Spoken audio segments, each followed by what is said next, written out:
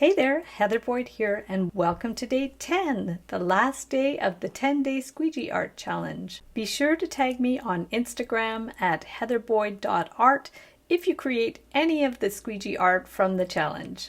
And without further ado, here's today's tutorial. Today I'm making fun and easy abstract squeegee paintings. I'm using the Liquitex soft body acrylics and the folk art acrylics. Also 140-pound watercolor paper, a small squeegee, and some DIY squeegees. We are going to start by taping off our watercolor paper. I'm using a square format, and I'm just going to lay down some of the acrylic paint about the width of the squeegee. Do a little line of paint on the tape, and then take your squeegee, and we are going to pull the paint over the paper in a arched fashion. Just bring it around in one fell swoop.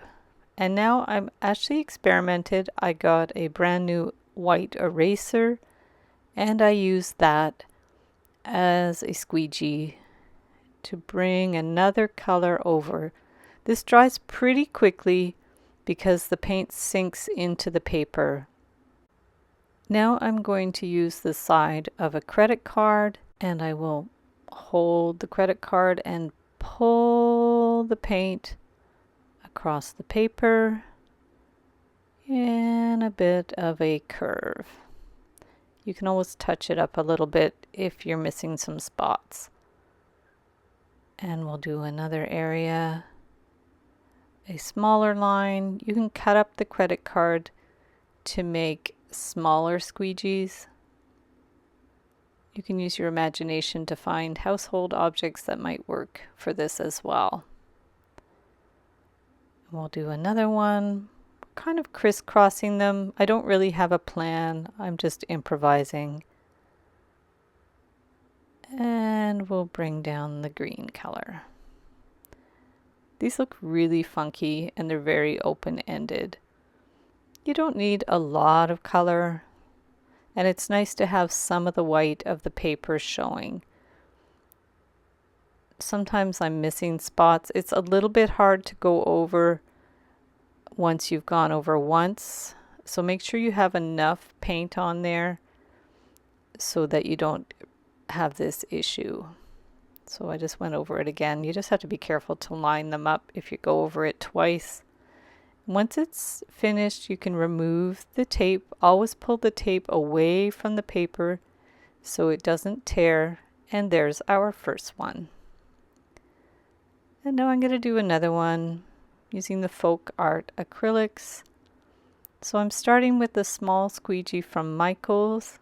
So that'll be our largest swoop. You can see I had a little bit more paint on one side of the squeegee than the other. Try to get it laid down evenly. Now I'm using the end of the eraser to bring it around. It's a little bit difficult to get a nice smooth swoop, but practice makes perfect. And now we'll do some blue using the credit card and bringing the paint down and another little swoop. We'll do some red, and you can rotate your board so it's easier to access the area that you want to paint. And we'll do some bright pink. These are really pretty colors, the folk art paints. These are used for decorative art, like one-stroke painting. And then I went ahead and got some of my other acrylics. Use whatever you have on hand. You can get paints at the dollar store as well. And we'll do another little swoop. And if you miss a spot, just go back, carefully line up your paint.